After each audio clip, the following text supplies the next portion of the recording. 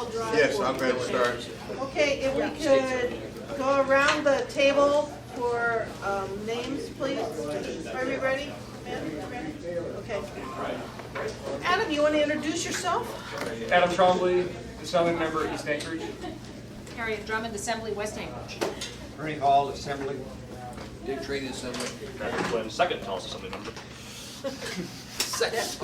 Used to be first.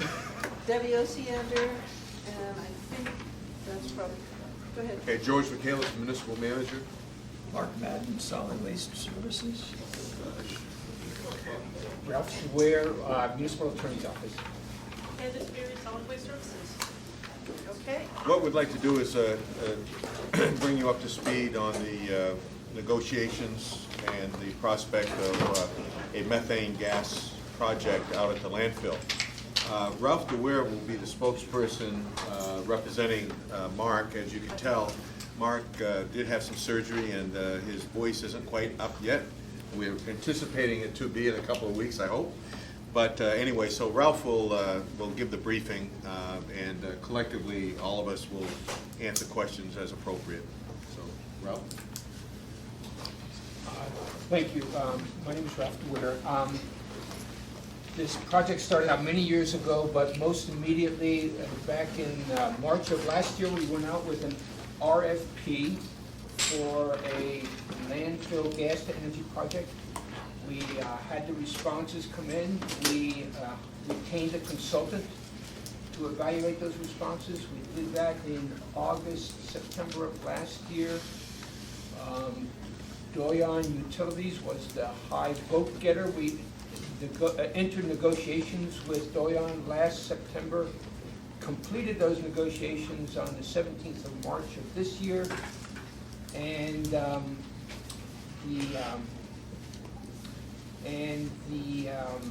matter is going to be before the Assembly for approval of the award on May 24th. So what we'd like to do is explain or go through the contract that we've negotiated in some 30,000 foot level, not into the nitty-gritty detail. So who are the players? First of all, there's the municipality of Anchorage and Solid Waste Services. We're entering a contract with, let's say, with Doyon Utilities. Doyon will have a couple subcontractors. Ralph, I apologize. Mr. Flynn? Yeah.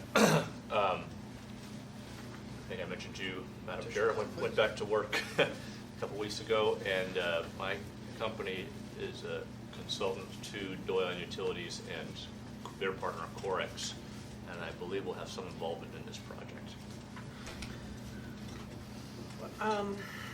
Is it, when you think you will personally have some involvement with this contract? Someone who reports directly to me will, and therefore I will, so, yeah. Well, as such, that sounds like a conflict. Does anybody else want to make a comment? Mr. Trainee? Madam Chair, I just think if it comes in front of the Assembly that he would not be able to participate in voting, but just this informational meeting, the public's invited to attend here. Okay. I don't see a problem with it. Dennis? Anyone comment?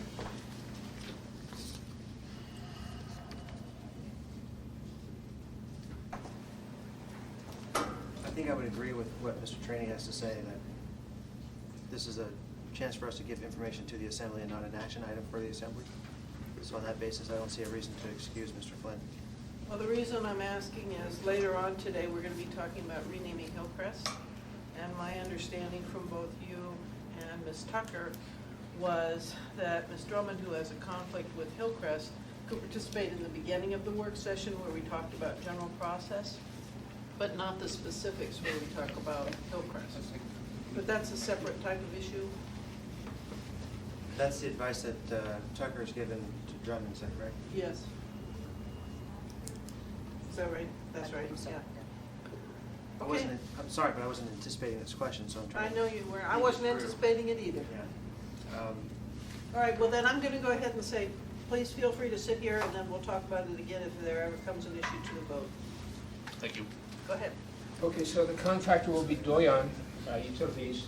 They'll have some subcontractors, and then there's Joint Base Elmendorf Richardson up there, they will be the purchaser of all of the output energy that's generated by Doyon.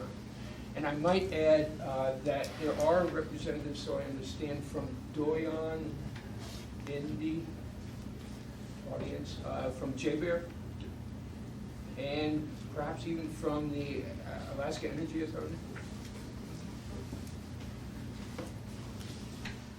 Alaska Energy Authority, you will see their role in this project later on. So here is the Anchorage Regional Landfill. You'll see on the upper left-hand side, that's the existing landfill. Throughout the landfill, there are pipes and tubing and pumps that collect the methane gas as it is generated. And right now, it is all funneled towards the upper right portion, the existing blower flare site. All of the landfill gas is now flared off. What this project anticipates is construction of a new gas processing facility, which will now collect the gas from the gas collection system, take out some of the impurities, take out the condensate, pressurize it, and send it down that green pipe all the way down to the lower left corner where Doyon's going to be constructing a power plant, a 5 megawatt power plant.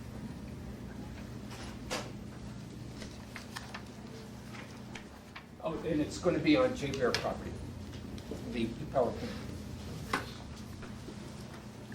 So the gas collection system, that's the, that collects the methane gas from the trash that's dumped in the landfill. It's a system that was installed in 2006, and it's been operated by Solid Waste Services ever since then. As I say, it has been, since then, it's been simply flaring off the gas. The gas collection system throughout this process will continue to be operated, owned and operated by Solid Waste Services and funded out of its operating budget. What's new to this project is a gas processing system. The gas processing system will receive the gas, instead of now being flared off, it's going to go into the what we call the GPS, which will take out the undesirables as well as the moisture, and pressurize it and send it down the landfill gas pipeline. That gas processing system is going to be designed and constructed by Doyon Utilities. It's going to be then, upon completion, owned by Solid Waste Services, but operated by Doyon. So Doyon is going to have the design, build, operation of the GPS system. The cost is estimated at $2.3 million. Of the $2.3 million, there is a $2 million AEA grant to fund the construction of the GPS. The difference, $300,000 estimated, will be funded by Doyon, not by Solid Waste Services. Although, since Solid Waste Services will be managing this design-build contract, we anticipate that, again, out of our operating budget, we will incur $250,000 project management costs. The power generation plant that is going to be constructed and owned and operated by Doyon is just over the Alaska Regional Landfill fence line, and it's on JBER property. It's going to utilize as its source of energy the landfill gas. I must say that it will also have dual capacity, the generators will have dual capacity to also run on natural gas. But its primary energy will be landfill gas. Initially, it's going to have 3 units. It'll Madam have Chair, 3. just a quick question for him. You said also it has capability of going natural gas. Are you planning on hooking it into natural gas, or is that just an option? Doyon is in the room. I believe it's an option. Okay, at some point in time before we deal with this, I'd like to know if it's actually going to be hooked up or just an option. Thank you. Yeah, it'll be hooked up. It'll be hooked up. Okay, so you can be drawing natural gas in conjunction with the methane gas, or is it just? I think that's more of a backup role, a reserve role. It's designed primarily to operate on. My only concern is with the depleting natural gas we've got coming out of the inlet, I just want to know if there's going to be a drain on it Thank you, Madam Chair. Thank you. So initially, the power generation plant will be constructed with three 1.6 megawatt generators. It will have the capability of expanding to 4, and that is anticipated as permits allow and as the landfill gas flow increases. As I said, that will be owned by Doyon. It's estimated to cost around $12 million, and that's no cost to solid waste services. Just a question, Madam Go Chair. ahead, Ms. Drummond. If the direct project cost is 0 to solid waste services, how is it that the project cost is $250,000? That's project cost to Doyon. Oh, I'm sorry, the I'm quarter of sorry, a on million. this page, yeah, the back, right there. That's a, that's a contract administration cost. It's really not a project cost. It's the cost that we anticipate to administer the design-build contract for the gas processing system. That $250,000 will come out of our solid waste services operating budget. Okay, I guess I'll wait to hear how we recoup that cost. Well, she said, wait till later. Yeah, go ahead. Okay, so the contract term, well, the contract has three basic functions. Number one, it's the design build of the GPS, the operation of the GPS, gas processing system, and then the sale of landfill gas to Doyon. That sale, the design build, construction process will be an approximate 2-year process. The sale of landfill gas will commence in about 2 years. As I say, this matter is going to be before the Assembly for consideration on May 24th. Assume we sign the contract with Doyon June 1st of this year. The sale of gas should take place no later than June 1st, 2013. It's a 20-year contract from June 1st, 2013, and there are 2 10-year extensions. So it'll go from 2013, 2033, possibly as long as 2053. Okay, one of the components of the contract is we're going to sell landfill gas to Doyon. What's the price? The price is the market price, as adjusted, I believe it's quarterly, over a 12-month trailing period. And how are we going to track that? Well, Chugach Electric, a electric utility in this town, has an obligation to file cost of power adjustments quarterly with RCA. In there, it will disclose its cost of natural gas on a BTU basis, and that's how we're going to determine the price of our landfill gas. Our landfill gas is going to be paid to Chugach Electric's market cost of natural gas. The two will all be converted into BTUs, so we make sure we're comparing apples and apples.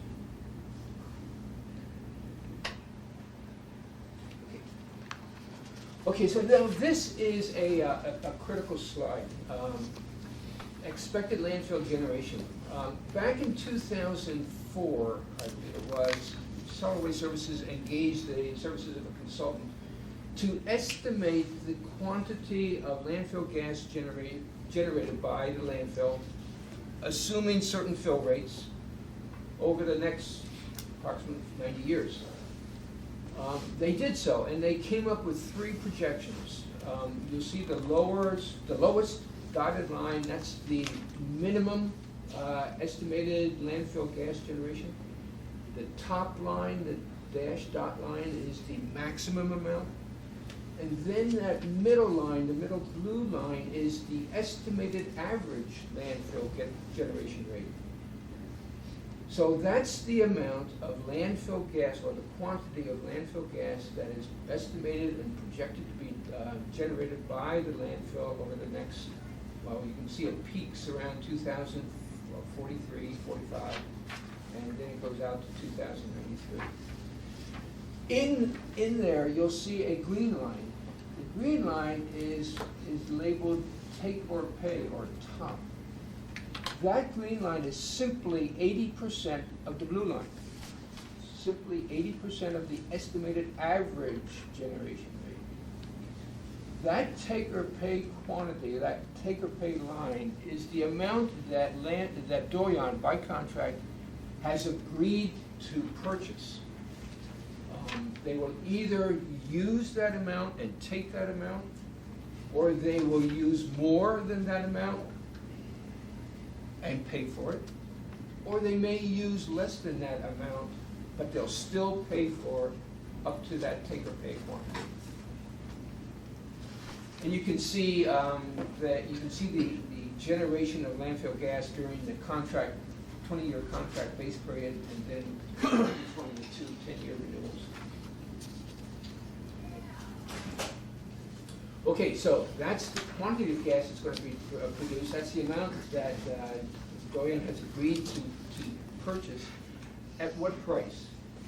Well, you can see in the upper right there's two-tier pricing, 100% of base gas price. Remember, base gas price is Shugatch Electric cost of power price, market price. And then tier 2 is 65% of that. In the graph to the left, you'll see the average landfill generation amount, the purple line, and then the 80% take or pay quantity line. So you can see how much Doyon is required to purchase. And then the blue portion is the tier 1 pricing. They'll pay 100% of Shugatch price at any amount less than 372,000 million BTUs in the lower right-hand corner. After 10 years under the contract, the take or pay quantity, the tier 1 pricing is going to jump from 372,000 BTUs up to 496,000 BTUs. Why? Because Doyon anticipates after that 10-year period that there will be sufficient landfill gas generation to put on the 4th generator. Remember, they'll start with 3, they're going to put on the 4th when the landfill gas generation quantity is sufficient. Now, as part of this, when we let out the RFP and Doyon responded, they did their own due diligence and they came up with some different landfill gas generation rates or estimates, which exceed not only the average, the purple line, but they're quite a bit higher. So it may be that that 4th generator may come on earlier than that 10th year, assuming that there's sufficient quantity. And you'll see that there's an incentive for them to do so because during the first 10 years, any additional gas that they take is at tier 2 pricing. So they get 65% of market. So we anticipate, we hope, we'll see, that maybe Doyon will be using more than the 372,000 BTUs for the first 10 years.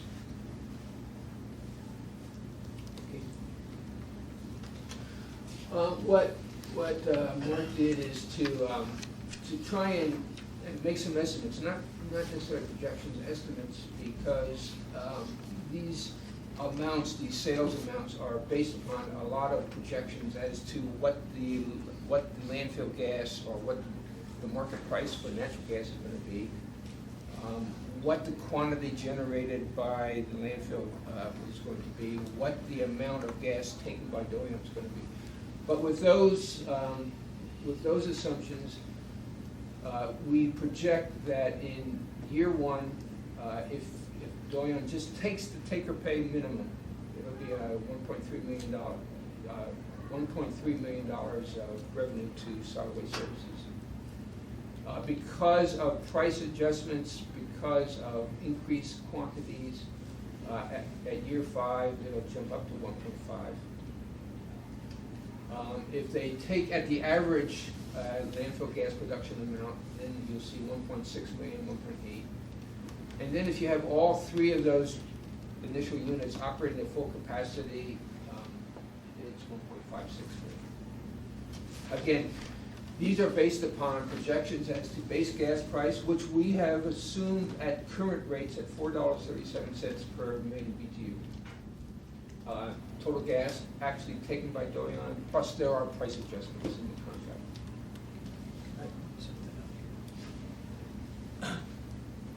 As Ralph said, these numbers are calculated using today's gas price. Now, if you look at what Chugach Electric forecasts and the AEA forecasts and a few others, the numbers will be higher, but rather than playing the which basket do you pick an estimate out of, we just put it up there as today's prices. As I say, down the road, the estimates are anywhere from $1.50 to $2 per million BTU higher than what we're showing there. These are based on about 300,000 million BTU units. So each dollar that it goes up is about $300,000 to $500,000 of revenue.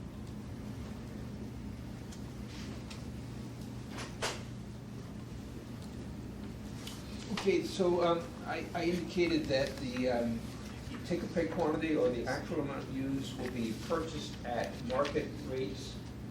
There are some adjustments provided in the contract,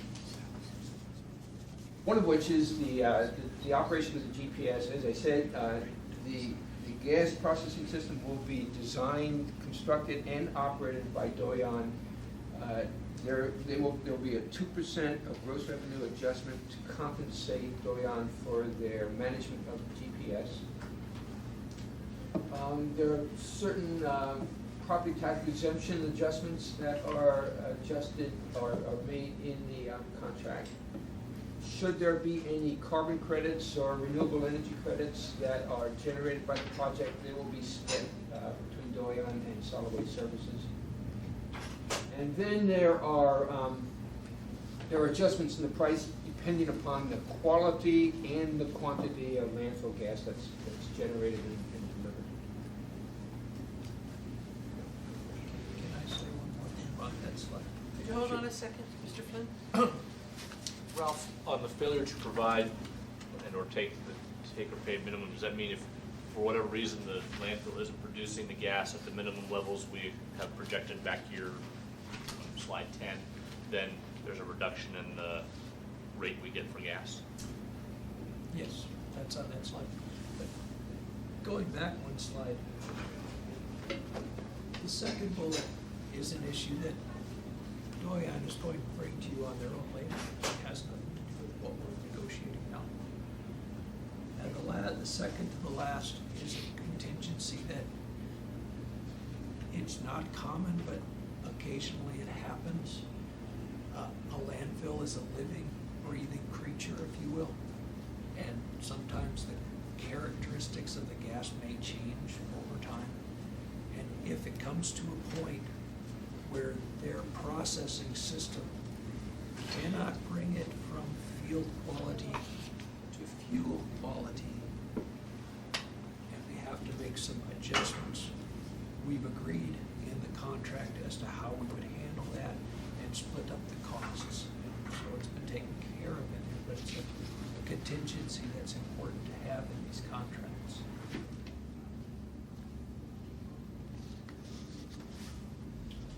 This may address your concern a little bit in more detail.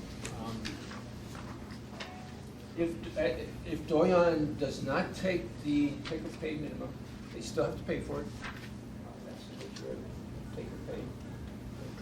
If the municipality fails to deliver take-or-pay, we've promised, we represented that we're going to sell a certain amount of gas with certain qualities for a certain price. If we fail to perform by delivering less than take-or-pay quantity, then there's a price adjustment for Doyon in the purchase price for the gas that they do take. On the other slide, it showed also that if Doyon fails to take the take-or-pay, they pay for it, but there is on the bottom, there's a 2-year adjustment period in which to recover or make adjustments to the price for any failure by municipality to deliver the TOP quantity or any failure of Doyon to purchase that quantity. The 2-year item on here allows both sides, if we have an event that can plan or not plan, but for example, if we have to do a major renovation to the gas collection system that puts the system down for a brief period of time that and puts us below the take or pay minimum, we do have an ability to recover the costs that we would have lost in the penalty portion that's talked about in that second bullet. So we can make ourselves whole. Same with Doyon, if they're doing something, they have a catastrophic failure of one of their engines, and they're down for a period, so that it's not a complete total penalty on either side. But it is limited to 2 years so that they can't bank their cheap gas now and use it later. So what are the project risks? The project, first of all, is Doyon doesn't get its Title V Clean Air Act permit it now has permit to operate 3 generators. It does not have its permit yet to operate 4 generators.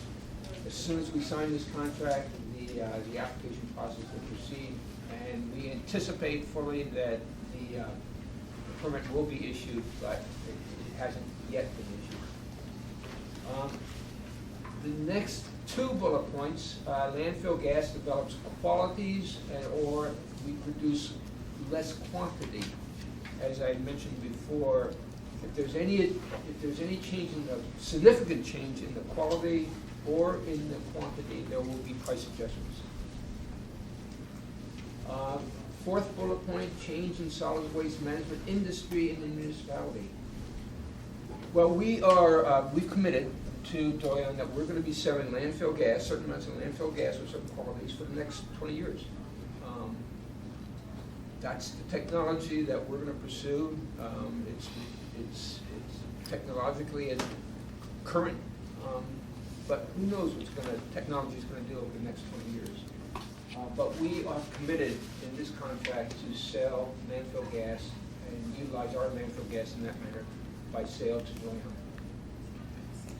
Also, for example, if we start burning our garbage directly, I mean, I was trying to think of some scenario there where we don't use a landfill, is what you're imagining. That is a risk to the Okay. project. If we were to go to the waste to energy as opposed to the landfill, where the amount of trash that's going to the landfill significantly declines. The last bullet point, as I mentioned, JBER is going to be purchasing the entire electrical output of the Doyon's generation facility. For the next 20 years, they change their plans, designs. Well, then I think the parties are going to sit down and negotiate the next step. But the contract does definitely contemplate that all the production will be, all the output will be sold to a single customer. Mr. Tromley? For the first one, the permit, what's the status on that? When will you know if you will or won't get that? Well, let me see. I think the application process, go ahead. They currently have a permit in hand to operate 3 Correct. units. They, I believe, they've already started preparing the documentation needed for the application for the 4th permit in January. Right. Now, the biggest issue unknown is once they deliver it to the DEC, it's completely out of our hands. Right. The DEC, over the years, currently they're doing pretty good as far as turning the documents around. If for example, if they follow the letter of the law, where they have a 90-day review period, if they have to make a decision at that point, you would have to permit at the end of summer. 3 years ago, we applied for a renewal of our air permit, and it took us 3 years to get it. So it depends on how fast we can push things through the DEC. Reasonably speaking, what would be the biggest challenge to getting that fourth generator, the permit for the fourth generator? What, in your best guess, say, well, this is a possible holdup. There aren't any, and my guess is that there aren't any, because basically what we're doing is substituting the emissions from our current flare with the emissions from the power plant, and they're fairly close. So the only difference is we're moving it a half a mile closer to town. That's the biggest issue that I know of. But again, the biggest issue is pushing it through their system. Okay, thanks.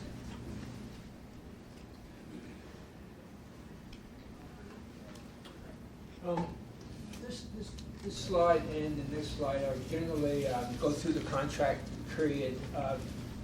Remember, I previously mentioned that the contract really kicks off in earnest 2 years from now, or 2 years from signature. Well, during that 2-year period, there's going to be a development phase where the project for gas processing system is going to be designed and constructed.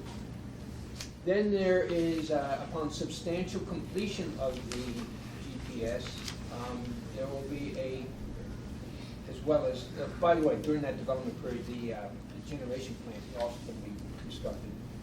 Upon substantial completion, there will be a 90-day commissioning period in which the various components will be tested and tweaked. Gas will be delivered during that period of time.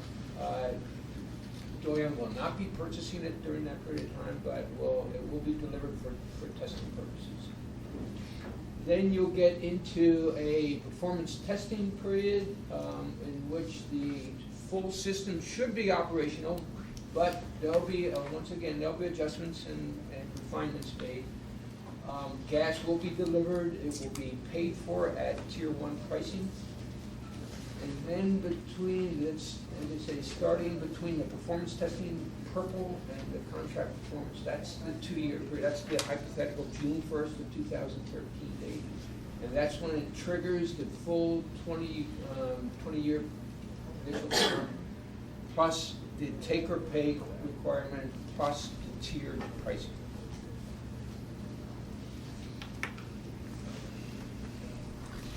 Mr. Trainee. Mr. Posey, since you're the primary contractor for J-Bear for power, how's this going to impact ML&P? To the degree we sell on average somewhere between 24 to 33 megawatts to the military bases combined, and this will subtract 4 to 5 of that.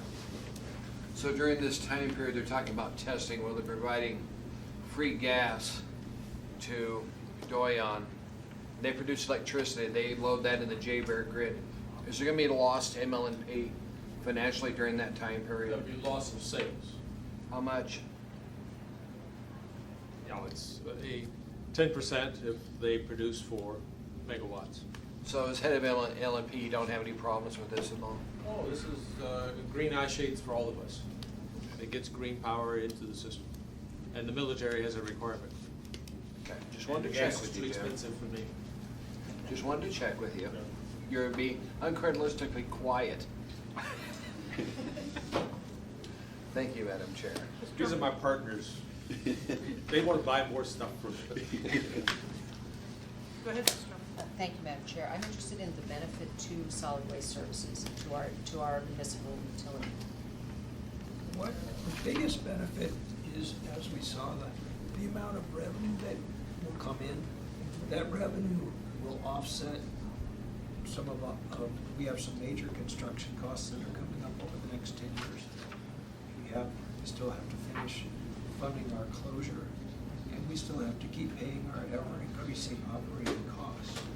By adding that revenue from that project into our annual revenue stream, it's that much less that we have to go looking for from our ratepayers. Yeah, good, that's what I wanted to know. Thank you.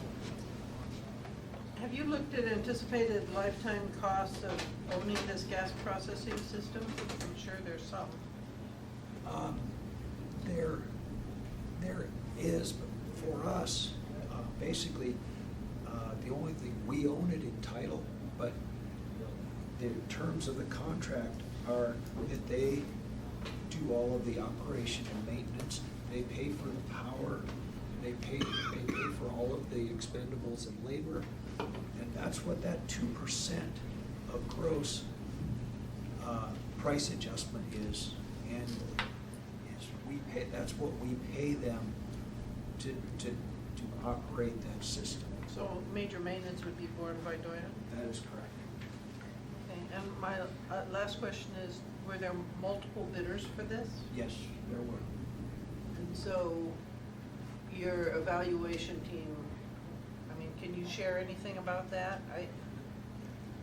The concern I had heard is that there were not opportunities for multiple bidders, but that's really third and fourth hand. So I don't know, I'm just asking generally. The bid was run through the purchasing department. The introductory paragraph and numerous points in the RFP says that the project is open to any and all technologies, anybody who wanted to. We went out not only locally, but nationally. We got bids from California, we got bids from Kentucky, we got bids from Wisconsin. We got quite a few. There was a fair amount of interest in this project.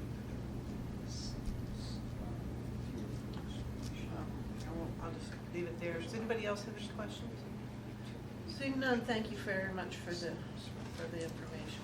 If you do have any further questions, feel free to ask. We've got about 20 minutes before our next work session on street names. I'm going to let her.